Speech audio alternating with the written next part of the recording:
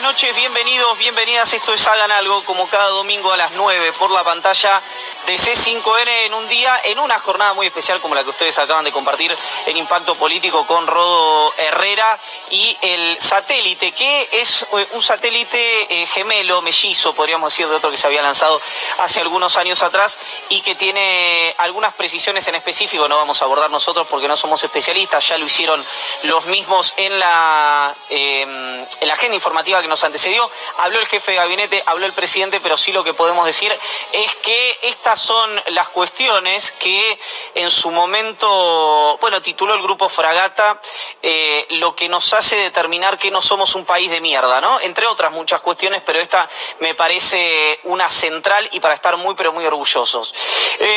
Hoy tenemos variadísima la agenda informativa de Hagan Algo porque hay un tema central que tiene que ver con el aporte extraordinario, las grandes fortunas, un aporte extraordinario a 12.000 personas físicas de nuestro país que tienen más de 200 millones de pesos. Se va a discutir esto en el Congreso de la Nación. Noelia Barral Grijera nos va a traer no solamente los detalles del proyecto, sino también el poroteo legislativo, es decir, ¿hay o no hay número para que se apruebe esta iniciativa de Máximo Kirchner y de Carlos Salomón Heller? Vamos a hablar, de hecho, con Carlos Heller, que fue el principal portavoz del proyecto del aporte extraordinario sobre estas 12.000 grandes fortunas y, por supuesto, también la cuestión política, ¿no? Es decir, quiénes se van a oponer y por qué a este proyecto. ¿Hay argumentos? ¿Hay excusas o hay argumentos y hay excusas? De esto también vamos a estar hablando hoy, mencionaba el grupo Fragata anteriormente, con Marcelo Leiras, con quien vamos a hablar no solamente del tema de grandes fortunas, sino también de el rol de la oposición. ¿Por qué no? Porque hay algo que está ocurriendo en la Argentina y que se va a plantear el día martes. Hoy lo dijo el presidente de la Unión Cívica, creo que era ahora tengo un lag informativo, si sigue siendo el presidente de la UCR o no, Alfredo Cornejo, que sigue siendo, me apunta Noelia Barral Grijera, que iban a ir el martes a sesionar in situ. Bueno, iba a estar acá el presidente de la Cámara de Diputados, Sergio Massa, con quien vamos a abordar muchas cuestiones de orden legislativo, pero también esto. Yo de primera mano detecto dos cuestiones extrañas. La primera es que estamos en medio de una pandemia. Parece mucho no importarle a nadie esto últimamente, pero estamos en medio de una pandemia, que se sigue cobrando vidas, y de esto quiero hablar ahora. Y la segunda es que Juntos por el Cambio dice que no hay que tratar una reforma judicial. Una reforma judicial que validó el bloque de Juntos por el Cambio en el Senado de la Nación, discutiéndola y votando en contra. Entonces, y una reforma judicial que, como viene diciendo Gabriel Morena acá, tiene de judicial pero poco de reforma. Que lo dijo primero la vicepresidenta, ayer lo dijo en Sobredosis de TV el presidente de la Nación, Alberto Ángel Fernández. Entonces son cosas extrañas. Después hay otras cuestiones que están pasando en la ciudad de Buenos Aires o que pasa en Mendoza, dos distritos donde gobierna Juntos por el Cambio, que sesiona de manera mixta por la legislatura en la ciudad, la legislatura de Mendoza. Y no hay una oposición que dice esto se puede tratar de manera mixta, esto no. La agenda legislativa la decidimos nosotros. ¿Quién maneja el Congreso? ¿La maneja las autoridades? ¿La maneja Cristina Kirchner? ¿La maneja Sergio Massa? ¿O lo manejan el ala dura de Juntos por el Cambio? Lo maneja Iglesias, lo maneja Negri. Y después hay otra cosa. Yo, evidentemente, o leo demasiados papers y demasiadas notas del exterior, o acá leen demasiado poco, porque yo estoy asustado ya en términos personales con el coronavirus, y hay muchos de los diputados que están queriendo ir a sesionar, que no son grupo de riesgo, son grupo de recontra riesgo, que no aguantan 2 toses. Pero bueno, esto es otra cosa que tiene que ver con la dimensión humana. Me gustaría empezar a compartir algunos datos, no están actualizados al día de hoy, pero sí es lo último, sobre el coronavirus y por qué quiero discutir de alguna manera si está bien tanto la apertura que propuso la Ciudad de Buenos Aires como la homologación que hizo Nación de esa apertura. Estos son los casos cada 100.000 habitantes de la Ciudad de Buenos Aires y de la provincia. ¿Por qué ponemos cada 100.000 habitantes? Podríamos poner cada 1.000.000, es lo mismo, quiero decir. Se mide en términos reales, ¿no? Uno mide cada una X cantidad, por eso no podemos decir Estados Unidos o Brasil o Rusia, quien usted quiera, tiene X cantidad de contagios más o menos que la Argentina, sino tiene X cantidad de contagios cada 100.000 habitantes más o menos que la Argentina.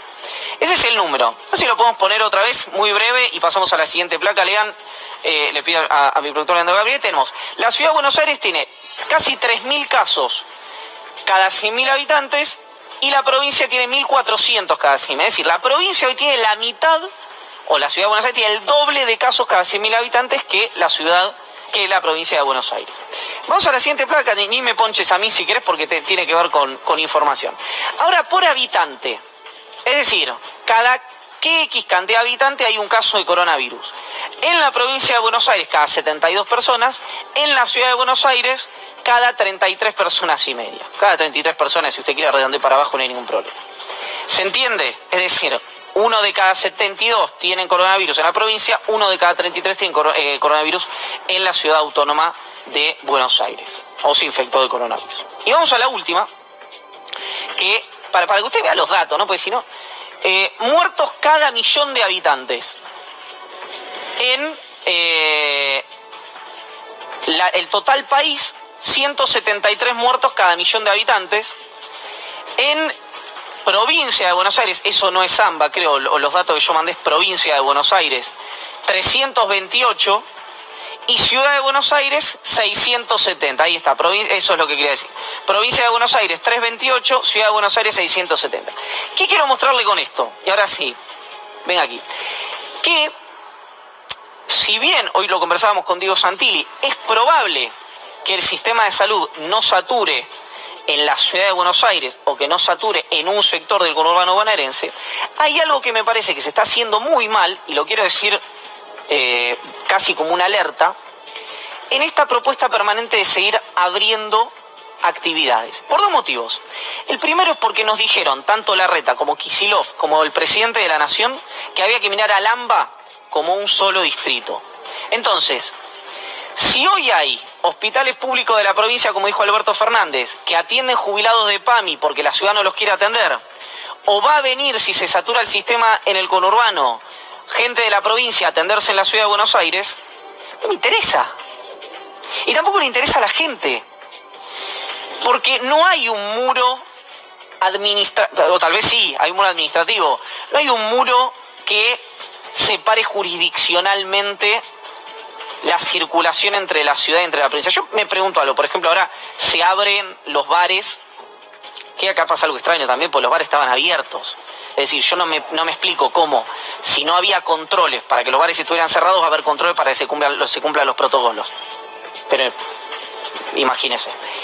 Ahora, lo que me pregunto es si tienen contemplada las autoridades que la gente, dos cosas, que gente de provincia de Buenos Aires va a venir a los bares de la capital.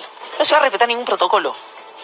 Yo le quiero, para la primera semana, como pasó, no se va a respetar ningún protocolo. Hoy hay un bar que está jueves, viernes y sábado abierto en la ciudad de Buenos Aires, en la esquina de la casa de un ministro de la ciudad de Buenos Aires, y no pasa nada. No me digan que se van a cumplir los protocolos cuando se abran los bares, porque va a haber protocolos.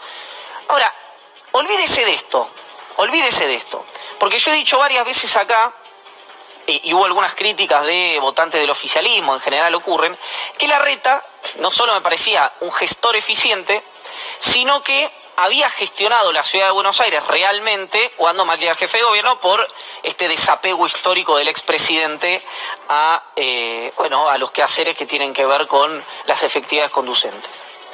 Ahora, imagínese si cuando había pocos casos en la ciudad de Buenos Aires, recuerde, ahora estamos en un número altísimo, en el AMBA, en provincia y en ciudad, estamos altísimos. Hablo de la ciudad porque veo tratamientos distintos en materia política y veo que hay como una suerte, te lo digo desde el punto de vista del análisis, de pavimentación del crecimiento de la imagen pública del jefe de gobierno porteño en desmedro del presidente y del gobernador de la provincia de Buenos Aires. Es cierto, muchos colegas a lo mejor ponen los ojos en la provincia de Buenos Aires porque los últimos 4 años, por motivos intangibles, o tal vez muy tangibles, no pudieron hacerlo. Digamos, no pudieron hacer críticas a la administración de la provincia de Buenos Aires. Pero eso es otra cuestión, es historia vieja. Yo lo que me pregunto aquí es, vamos al mejor de los escenarios. Al mejor de los escenarios. No colapsa el sistema de salud. Ni en la ciudad, ni en el conurbano, y no colapsa en el área metropolitana. ¿Se dan cuenta que estamos naturalizando que elegimos los que vivimos en el AMBA? ¿Que está bien que haya un techo de muertos por día? Pues nos parecía muchísimo que se murieran 10 personas por día al comienzo de la pandemia, ¿se acuerda? Ahora hay 200, 280, 380, 250, 100 hoy. Pasó a ser un número. Entonces, hay una cuestión que seguramente, yo lo creo, le va a tributar mucho en la opinión pública al jefe de gobierno porteño, que hay una decisión deliberada de utilizar todas las unidades de terapia intensiva. Lo dijo acá, es una frase que dijo acá Gabriel Morini. Ahora, esto es de mi autoría. No existe la posibilidad de cuestionarnos si está bien eso. Porque es cierto, es muy probable que por una administración no se colapse el sistema de salud. Y que el jefe de gobierno porteño y el gobernador reconocen el trabajo en conjunto con Nación. Ahora acá pasaron dos cosas muy extrañas. Que es que cuando había pocos casos colapsaron 2 geriátricos. Y hace 6 meses que tuvimos tiempo para prepararnos los que vivimos en la ciudad de Buenos Aires y nos venimos a enterar ahora que los chicos pobres no tienen conectividad. Ni el ministro de Educación de la Nación ni la ministra de Educación de la ciudad de Buenos Aires. 6 meses. Póngale 5, si usted quiere, 5. Porque el primero estábamos todos temerosos. Y ahora estamos discutiendo si está bien que vuelvan o no, y yo no tengo una posición tomada sobre eso. No estoy ni de acuerdo con Acuña ni con Trota. Porque no entiendo cómo, si están cerca de los lugares donde viven estos chicos, un docente cada 5 alumnos es menos peligroso que ir a la farmacia o que abrir bares. Algo que no comprendo. Francamente no comprendo cómo se habilitan algunas cuestiones y no habilitan otras. Pero lo que voy es, y tiene como una demanda casi humanista, si usted quiere, esto. Y yo sé que va a caer en saco roto. Es como tirar una moneda, una botella al mar. Pero me parece que se ha perdido algo en el que decidimos aceptar que está bien que abriendo este tipo de actividades se mueran, no sé, 50, 40, 30, 10, 60, 100 personas más por día. ¿Por qué esto, como le pasó a algunos colegas infelizmente, pasa a ser algo que se cae en la grieta hasta que se muere o se infecta alguien de una familia de alguno de los que está hablando acá? Ahí el coronavirus pasa a ser algo más real y no un índice del estimador mensual de actividad económica o de la recaudación de AGIP o de AFIP. Hoy hablamos con Rosa Reina, que es la... Atención, primero algo que me enteré en el reportaje con ella es que no están los intensivistas en el comité de asesores, o no está la Sociedad Argentina de Terapia Intensiva en el comité de asesores que asesoran al presidente. Debe haber algún motivo, hoy traté de averiguarlo, no pude hablar con nadie del gobierno nacional, seguramente lo exista, me gustaría saberlo, porque no comprendo por qué. Pero al margen de eso, Rosa Reina es la titular de la Sociedad Argentina de Terapia Intensiva. ¿Se entiende? Sociedad Argentina de Terapia Intensiva. Muy por el contrario de un discurso instalado, que es que esto está controlado y que las camas de terapia intensiva aceptan más demanda de infectados, por lo tanto de internados y por lo tanto de muertos, decía esto que quiero compartir con ustedes. ¿Qué situación, si nos puede hacer un desagregado, ve usted a la ciudad de Buenos Aires y al conurbano y al resto del país? Bueno, muy mal. La verdad que estamos en una situación terriblemente crítica, al borde del colapso, con muy pocas camas libres, tanto en Cava como en el conurbano, como en el resto de las provincias. Ya en este momento somos 20 provincias en todo el país. Hace un mes y pico, había 4 lugares, 4 provincias, por decirlo de alguna forma, que estaban mal. Hoy somos casi 20. ¿Sí? Y están cada vez peor, están críticas, muy críticas. La gran mayoría de las terapias intensivas están arriba del 80% de su ocupación, ya casi sin posibilidad de expandirse. El personal de terapia intensiva, todo el personal de salud, de las terapias intensivas en particular, pero todo el personal de salud de cualquier institución está realmente saturado. está casi colapsado. Es lindo el testimonio, ¿verdad? Porque uno siente que está en otra frecuencia. Porque los números que vemos, que yo no creo que... Hay algo que le pasa a usted y me pasa a mí, que es, falta el puente, ¿no? Falta el eslabón que conecta los datos que vemos todos los días del conurbano, del AMBA y de la Ciudad de Buenos Aires con lo que dice Rosa Reina, que es la titular de la Sociedad Argentina de Terapia Intensiva. No es una intensivista de un hospital de Bahía Blanca, que también sería válido. La titular de la Sociedad Argentina de Terapia Intensiva dice que el 80% están ocupadas sin capacidad de expansión y al borde del colapso. Le doy la bienvenida ya a mis amigos, Noelia Barral-Ligera y compañeros, y Gabriel Morini. ¿Cómo les va? Buenas noches. ¿Somos felices? Buenas noches, sí. De a ratos, ¿no? Ahí tengo que agarrar mi teléfono un ratito nada más. Bueno, ahora vamos a hablar con Marcelo Leiras de esto que vamos a ver a continuación y algunas cosas más, pero contigo vamos a abordar el tema legislativo y el detalle del proyecto, ya lo comentamos. Efectivamente.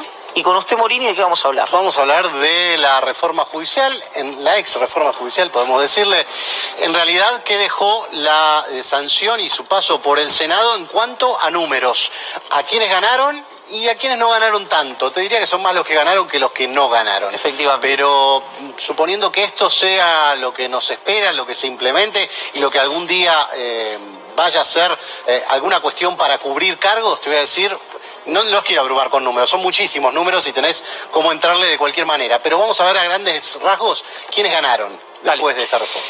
El informe sobre, bueno, algo que era muy pedido, muy solicitado, así que supongo que será muy votado en el Congreso de la Nación, que es el proyecto de aporte extraordinario sobre las 12.000 grandes fortunas de la Argentina. Este es el informe. Naturalmente no puedo pagarle mucho porque estoy corto de efectivo.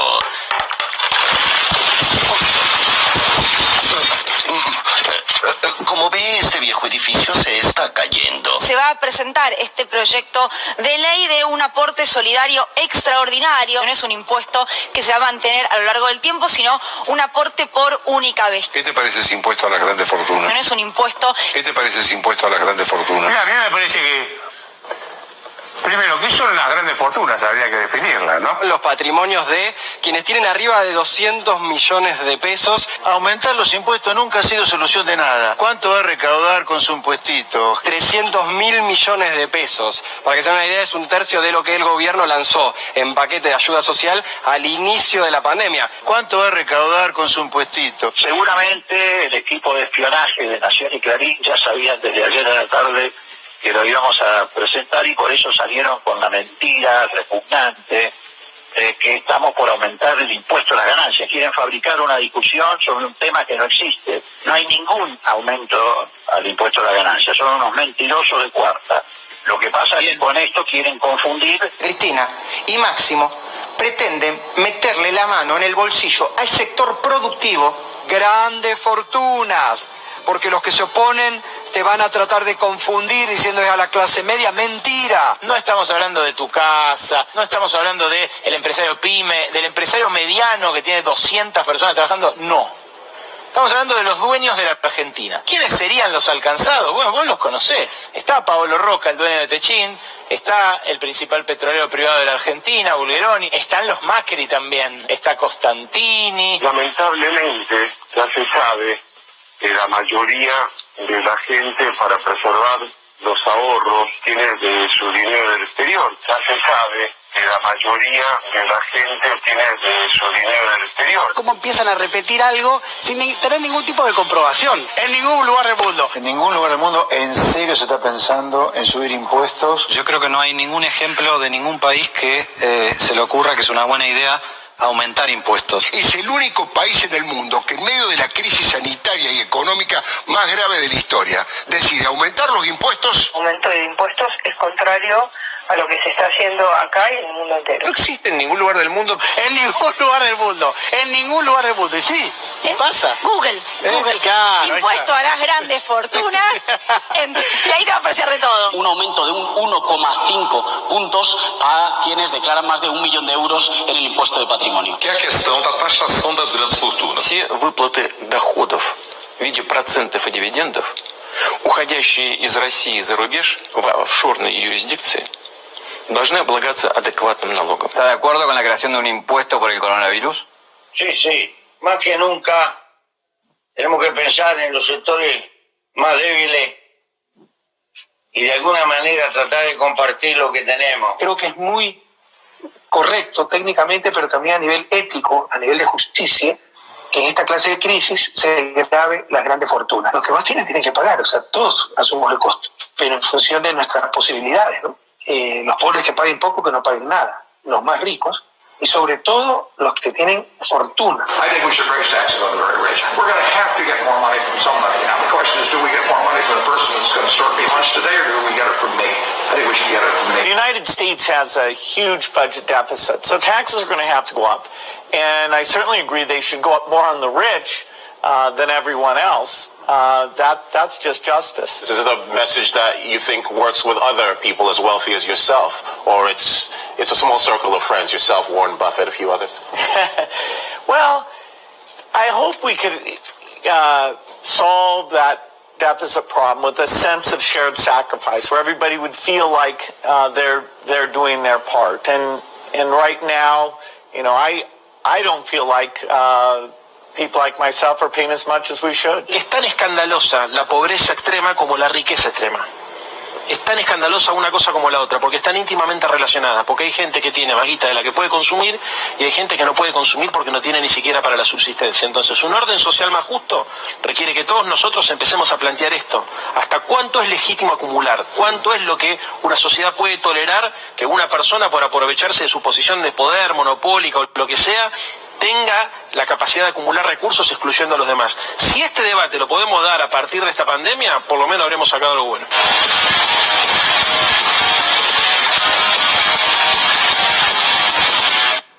Es extendido o extendida la opinión de un aporte extraordinario a grandes fortunas a nivel global, que no va a formar parte, que era algo que yo le preguntaba a alguno de los autores, le digo, ¿por qué son tan conservadores de grabar stock y no flujos?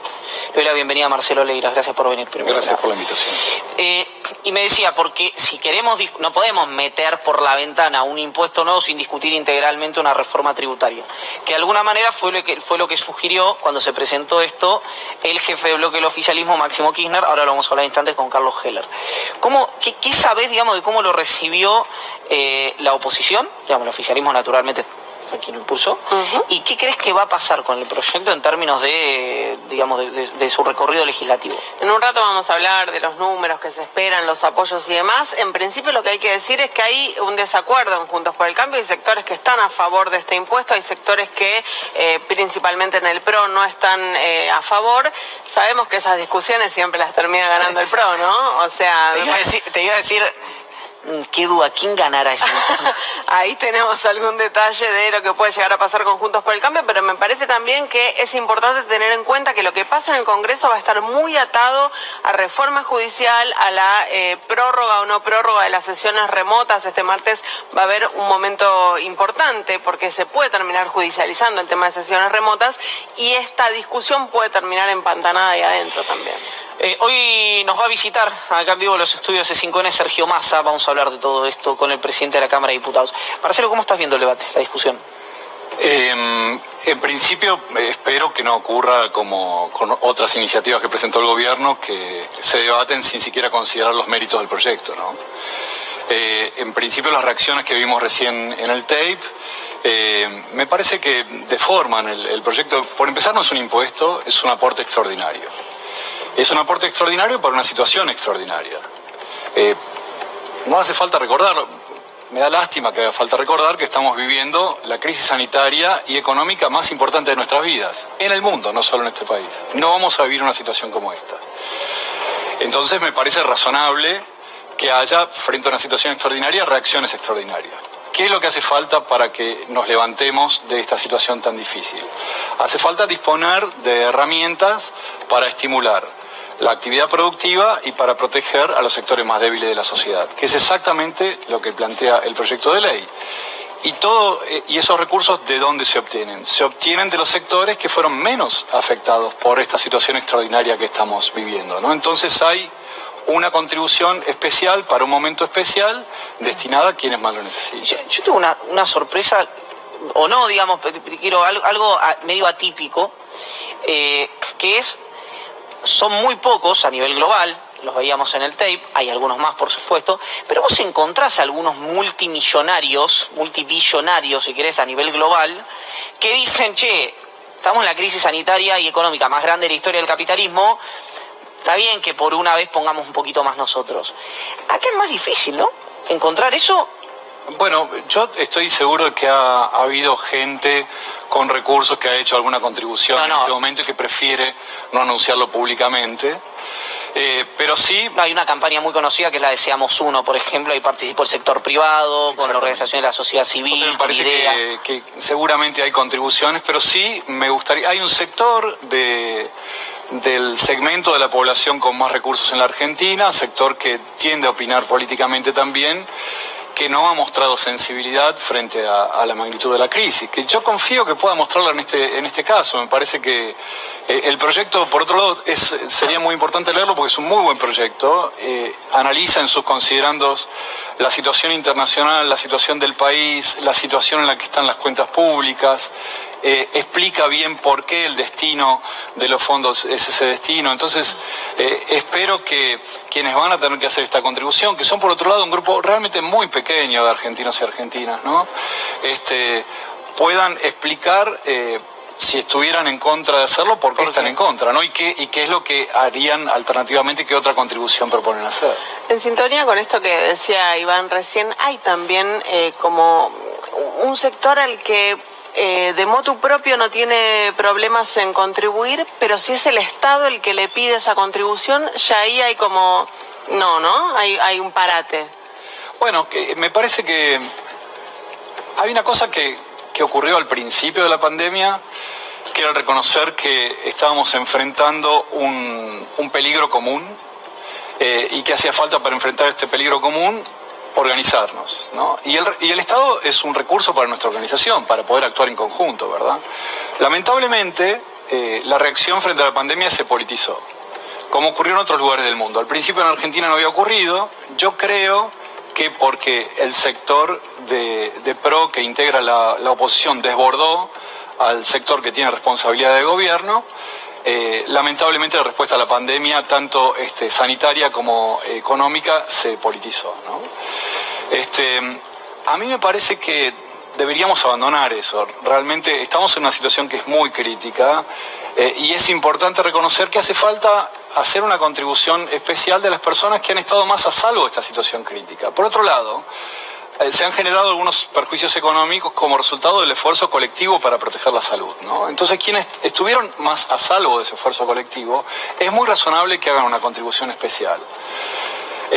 Por ejemplo, en las grandes guerras del siglo XX, los impuestos aumentaron en todos los países que estuvieron involucrados en la guerra porque se reconocía que había un sector de la población que estaba a salvo de ese esfuerzo enorme que estaba haciendo todo el mundo. Esta situación no es distinta de esa, es una situación completamente análoga a esa. Tiene mucho sentido que quienes están más protegidos de una situación que nos afecta muy gravemente a todos, hagan una única contribución una vez. No es un impuesto, es una contribución, me parece que es razonable pedirlo. Un segundo, que quiero hablar con Carlos Heller, uno de los autores del proyecto. Carlos, buenas noches, gracias por el contacto. Hola, ¿qué tal, Iván? Buenas noches, ¿cómo estamos? Bien, ¿qué expectativas tienen con el proyecto? No solamente, por supuesto, que esperan que se apruebe, pero en su debate, digamos, ¿esperan el acompañamiento de la oposición o a lo mejor les adelantaron alguna negativa? A ver, yo primero quiero que digamos claramente que estamos hablando de una situación excepcional como la que ustedes están describiendo y nosotros hemos trabajado intensamente para encontrar lo que yo llamaría la mejor ecuación entre alcanzar a la menor cantidad de gente posible logrando el mayor ingreso posible. Y esto no lo tenemos que leer como una confrontación de sectores, sino como una necesidad imperiosa.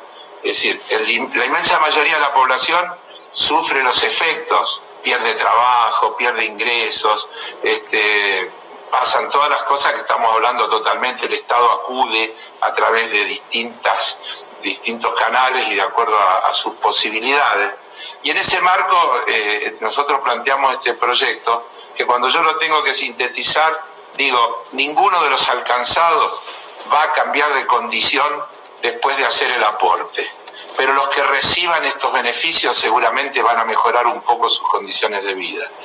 Y yo creo que hay que encararlo con esa filosofía, y sería realmente una gran oportunidad para todos los que vienen hablando de grietas y de una cantidad de cosas, que entiendan que esto no debe ser visto como una confrontación, sino como una necesidad imperiosa, y en realidad faciliten, ayuden, contribuyan a que esto rápidamente pueda ser una ley y que rápidamente el Estado pueda disponer de estos recursos, que por otro lado tienen una finalidad específica. Todas son absolutamente prioridades desde el punto de vista de las necesidades que tiene la Argentina, y sería bueno que pudiéramos darle a la sociedad, a la ciudadanía, una muestra de racionalidad y que dejáramos de lado controversias y acá sumáramos directamente a buscar el mayor consenso posible. Pero bueno, eso no está en nuestra posibilidad. Presentamos el proyecto el viernes, seguramente empezaremos a tratarlo en el ámbito de las comisiones que correspondan, a la brevedad, y esperamos lo antes posible que también lo podamos llevar al recinto. Eso está dentro de nuestro plan y esperemos que no haya en ese sentido trabas, o que se intenten poner trabas artificiales, porque hemos funcionado hasta ahora a través de todo este tema del funcionamiento remoto, y la verdad que se ha demostrado que se ha logrado un nivel de eficiencia altísimo, tanto en presencia como en registro de los votos y de todo lo demás. Yo diría que en promedio tenemos más presencia que cuando había reuniones presenciales, y no hemos tenido realmente más dificultades que las de algunos que se ausentaron sin avisar que se ausentaban. Claro. Es decir, que están todas las garantías dadas para que esto se pueda tratar bien, y esperemos que no se intente inventar obstáculos. Diputado, buenas noches, lo saluda Noelia Barral Grijera. ¿Qué tal, Noelia? ¿Tiene intenciones el oficialismo de proponer una reforma tributaria, una reforma impositiva que plasme el espíritu de este proyecto? Esto es decir, gravar a los que tienen mucho para intentar paliar un poco la desigualdad en la Argentina.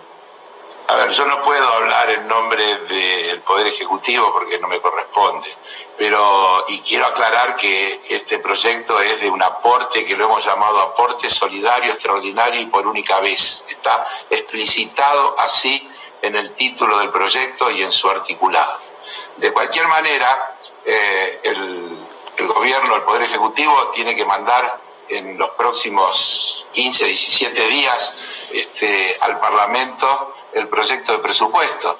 Y en el proyecto de presupuesto está plasmado el objetivo de ingresos y egresos que el Estado planifica en función de lo que quiere llevar adelante, dentro de lo que cree posible llevar adelante. Ahí veremos si aparecen algunas propuestas que tienen que ver con la mejora de los ingresos, y también yo personalmente, y no puedo hablar en nombre del gobierno, pero yo creo que la Argentina se debe un gran debate sobre el sistema impositivo. Yo creo sinceramente que la Argentina tiene un sistema impositivo muy basado en lo que yo llamo los impuestos horizontales, esos que le llegan a todo el mundo por igual sin tener en cuenta su verdadera capacidad contributiva, y creo que sería muy saludable que eso pudiera ir modificándose para ir a un sistema progresivo donde efectivamente el mayor aporte se haga en función de la capacidad contributiva. Pero eso es un gran debate que nos debemos y en el que lo tenemos que hacer, y que no debería contraponerse con el tratamiento de esto, que es un tema puntual que tiene que ver con una excepcionalidad, y por eso está planteado de esta forma. Claro. Carlos, muchas gracias por el tiempo y por el contacto, ha sido muy gentil. Chao, que les vaya bien. Carlos Heller, uno de los autores del proyecto principal Portavoz. Marcelo, la última. Hay algo que te pregunto primero qué te parece, pero después si es habitual, porque a lo mejor lo es y no es una excepcionalidad argentina, que estos, digamos, empresarios, yo a veces creo que ni siquiera armado, digamos, a veces creo que es voluntario, encuentran una enorme cantidad de gente que obviamente no está alcanzada por el impuesto, digo, comunicadores, periodistas, pero también dirigentes políticos que, insisto, a mi criterio puede ser una ingenuidad, pero voluntariamente, sin que nadie se los pida, salen a defender esos grandes patrimonios o a atacar a lo mejor en este caso el proyecto, como lo quieras evaluar. Te pregunto primero, ¿cómo ves eso, si es que coincidís? Y segundo, si es una excepcionalidad argentina o a lo mejor es extendido esto a nivel global. No, ocurre frecuentemente. En algunos casos no se entiende bien cuál es el proyecto, en otros casos se entiende, pero se cree que el proyecto puede ser como una anticipación de otras cosas que puede afectar a esa gente personalmente. Y hay en general como un tratamiento interesado de estas cosas, ¿no? Que lleva a que mucha gente reaccione también por motivos partidarios, por antipatías. Por eso me parece que es muy importante entender para qué se usa el dinero, que no es un dinero que va al Estado exactamente, es un dinero que va primero a estimular la exploración y distribución de gas natural, que es un recurso no solo para los hogares más pobres, sino para todo el país, para las empresas, para que nuestra economía funcione. Sí, un área mejor. estratégica. Exactamente. En segundo lugar, hay recursos para estimular los estudios de los chicos y chicas que viven en hogares más pobres, para dar becas y para estimular su desarrollo educativo. Hay subsidios para pequeñas empresas y para medianas empresas también. Hay fondos que se destinan a la urbanización de los barrios populares y hay fondos que se destinan a fortalecer el sistema de salud. Esto es, son recursos que no es que van al Estado, tienen un destino específico, como acaba de describir el diputado Heller, autor del proyecto de ley, y que van a permitir que todos estemos mejor, ¿no? Independientemente de cuál sea el destino inmediato. Me parece que la contribución es muy razonable, no tiene que entenderse esto como un ataque respecto de nadie, no tiene tampoco que entenderse como una especie de castigo por gente que le ha ido bien, digamos, ¿no? Ojalá haya más gente que esté en condiciones de hacer ese tipo de contribución en el futuro y aspiramos a que los ricos argentinos sean más ricos aún, pero para eso me parece que, bueno, hay distintos caminos para hacerlo. El que eligió el presidente, yo encuentro razonable, es empezar por los más débiles que en esta situación especial necesitan protección especial. Gracias. Un placer. ¿Y quién pudiera pagar el aporte extraordinario? Las ganas que me dan de pagar el aporte extraordinario me vuelvo loco. Se ríe nuestro productor Leandro Gabriel, Las cosas que... Bueno, es declarado. Es Claro, es declarado. Sí, porque eso también dijo Martín Guzmán, ¿no? Sí puedo, es verdad, si es voluntario puedo, voy y lo pago. Eso dijo Martín Guzmán, le hicieron la entrevista y dijo, hay 12.000 personas nada más con 200 millones de pesos, porque es raro, ¿no? Y dijo, viste, con la cadencia, ¿no? Que lo que dice, sí, dice, declarado sí. ¿Sabes? De elefante, ¿no? Bueno, en fin, no, un gran país, le ponemos un 10. Gracias, Marcelo, de nuevo, en serio. Gracias por la invitación. Perdón por el pase de comedia. Vamos al colgante, ¿te parece? ¿Paso yo primero? Ahí está. Adelante, con Dispo. ¿Con Dispo o Aspo? ¿En qué nosotros estamos en Aspo. En Aspo, es verdad. En Ascuas estamos, además. En fin. Acá estamos, finalmente llegó, después de tantos meses de esperarlo, de debatirlo, de reclamarlo, el proyecto de aporte solidario impuesto a las grandes fortunas, impuesto por única vez, entró el viernes pasado en la Cámara de Diputados, pero yo te decía hace un ratito, ojo, porque hay otras discusiones previas. Hoy tenés 76 preguntas para Massa. Muchísimas, ¿no? Muchísimas, sí. Cuando llegue... Le digo a Leandro Gabriel, cuando llegue lo encadenan acá al living, de 1 hora, 45 minutos, tranquilo. Bueno. Y bueno, estamos en sesión alta, sí, claro, de cuestiones legislativas. Te decía, va a quedar enredado en otras cuestiones, principalmente en el tironeo de la reforma judicial. ¿Qué es lo que provoca esto? ¿Por qué? Porque la primera parada va a ser si se sostienen o no las sesiones remotas y de qué manera. El martes, bueno, por empezar, sabemos que está vencido el protocolo de sesiones remotas en la Cámara de Diputados. Hay un pedido de Juntos por el Cambio para que se renueve solamente sesión a sesión. ¿Qué dice Juntos por el Cambio? Si en la sesión se tratan temas que a mí me gustan, te lo renuevo. Si no, no. Bueno, el oficialismo dijo no, esto no puede ser así. Hoy me decía, mi amigo y destacado colega Nicolás Fiorentino, que en el comunicado pone, Juntos por el Cambio utiliza a la RAE. Sí, ahora lo vamos a ver, lo tenemos. Ahora lo vamos a ver, me parece muy simpático. Muy simpático. Martes, nueva batalla del Frente de Todos y de Juntos por el Cambio por las sesiones remotas. ¿Por qué hay una nueva batalla? Porque hay una sesión convocada. Una sesión convocada pedida no solo por el Frente de Todos, sino también por los dos bloques federales y por el Movimiento Popular Neuquino. Atención ahí, que se arma un conglomerado de bloques que no es solo del oficialismo pidiendo sesionar de manera remota. Se van a debatir dos proyectos: multas a la pesca ilegal e incentivos al turismo. Este segundo proyecto puede terminar convirtiéndose en ley, porque ya tiene media sanción del Senado, y es el que propuso el ministro Matías Lamens, que básicamente te reintegran dinero. Sí, el de preventa, ¿no? Exacto. Que tuvo un gran apoyo del sector turístico, todo. Ahora, ¿hay uno o hay dos proyectos? No, hay uno. Porque yo tenía, ahora se lo quiero preguntar a Massa, que se aprobó uno en el Senado, sí, que venía otro, y que había otro en diputados, y no sabía si eran dos, si hay uno. Hay un tironeo muy fuerte con la oposición, porque Juntos por el Cambio lo que pide es declarar la emergencia para el sector turístico. Sí. Este proyecto no es de emergencia, es un proyecto que arma un paquete de incentivos, pero no declara la emergencia. Bueno, si se termina aprobando...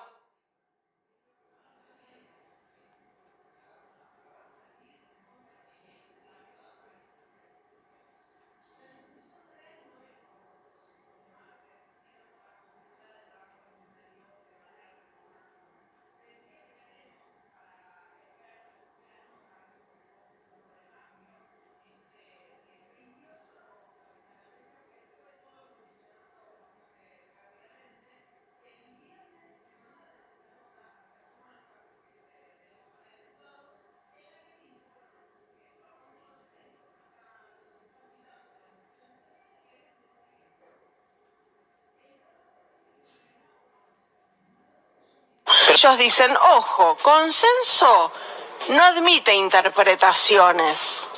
Exige que, como lo define la RAE, sea el acuerdo de todos los miembros de un grupo. ¿Qué está diciendo Juntos por el Cambio? Consenso no es que vos sesiones con los bloques federales y con el Movimiento Popular Neuquino. Hasta que haya alguna definición en contrario, estoy de acuerdo con esto. Pusiste la RAE, compré, le preguntará más ahora. Ese es el principio que hasta la fecha se ha respetado en este honorable cuerpo y con el que se renovó el protocolo el 7 de julio pasado por acuerdo de la labor suscripto por la unanimidad de sus integrantes. Dice algo más Juntos por el Cambio. A ver. Atención, mira este segundo párrafo.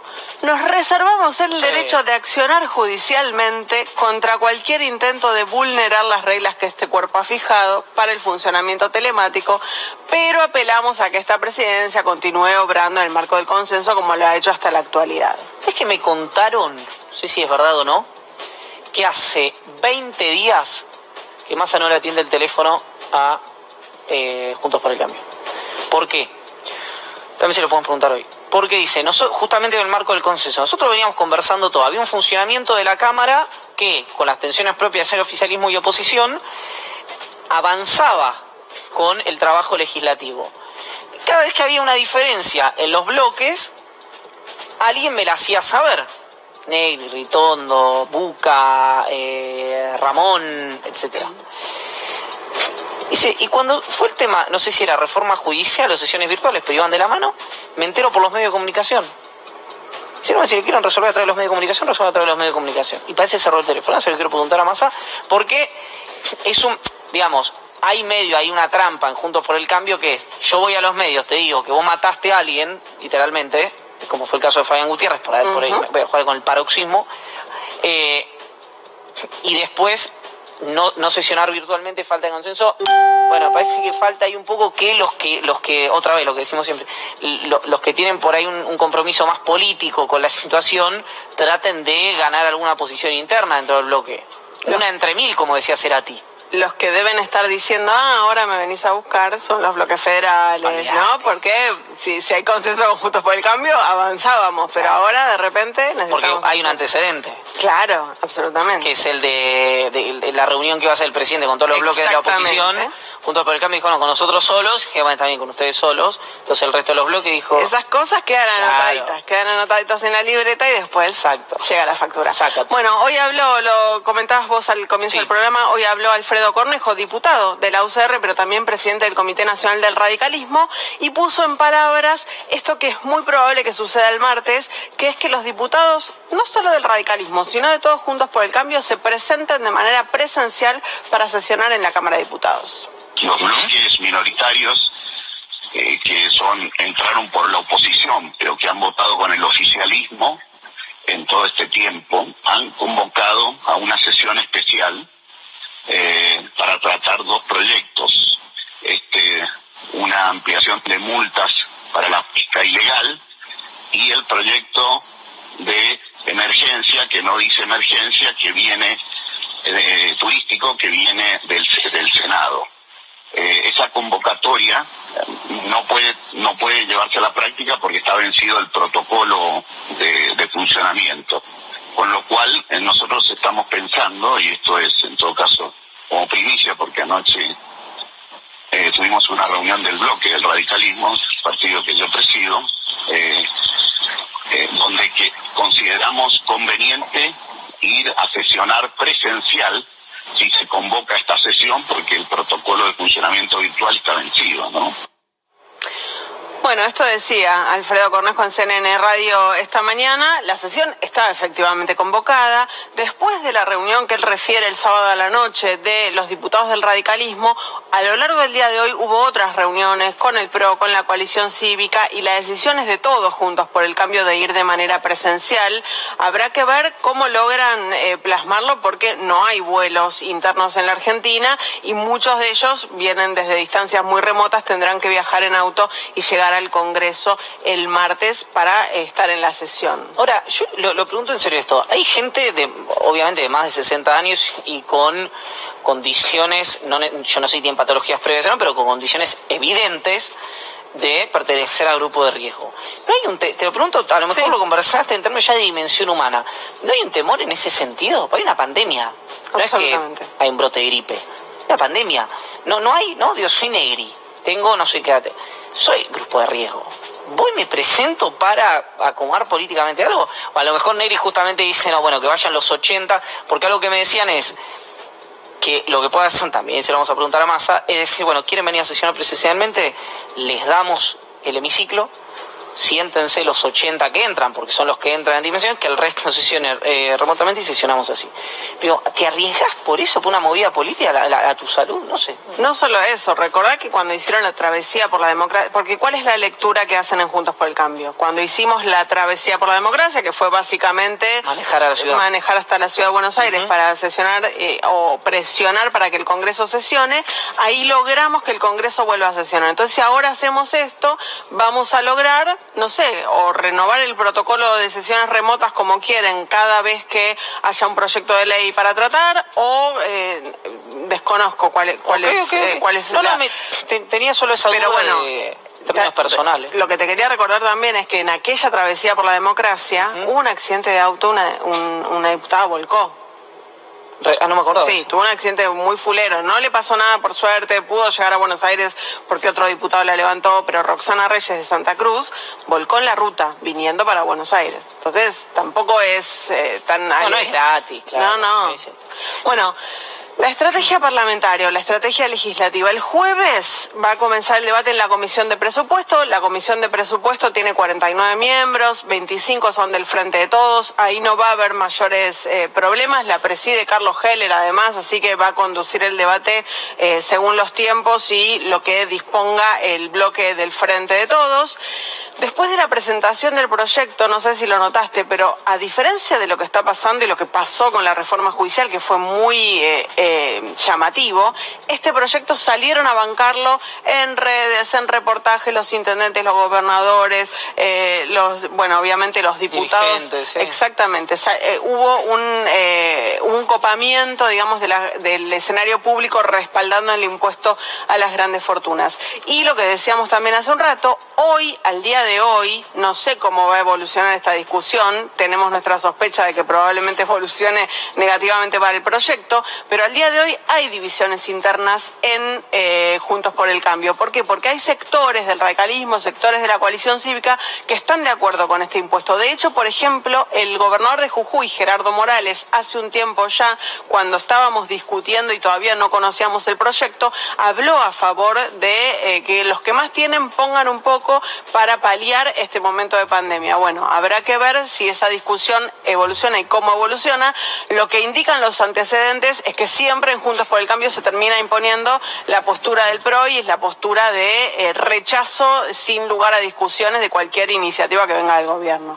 Así que si nos basamos en los antecedentes puede pasar eso. Las claves de la votación. A ver, este proyecto en particular en diputados necesita 129 votos. ¿Por qué? Porque es la creación de un impuesto con asignación específica. ¿Qué significa? Que ya sabemos a qué se va a destinar el dinero recaudado, lo dice el proyecto, parte a barrios populares, a la urbanización de barrios populares, parte a equipamiento de salud por la pandemia, parte a YPF Gas. Progresar. Asignación específica, la Constitución dice que para crear impuestos con asignación específica, el Congreso necesita de la mayoría absoluta de sus miembros. Eso significa que no importa cuántos diputados haya en el recinto al momento de la votación, la mayoría absoluta es la mitad más uno, entonces el Frente de Todos necesita 129 votos, que es también el quórum. El Frente de Todos tiene 119, entonces ¿de dónde puede sacar los 10 que le faltan? Bueno, tiene varios lugares a donde ir. El interbloque federal, suponiendo que los 116 de Juntos por el Cambio dicen no de ninguna manera. Bueno, tenés el interbloque federal en donde hay 11, lo preside Eduardo Balibuca.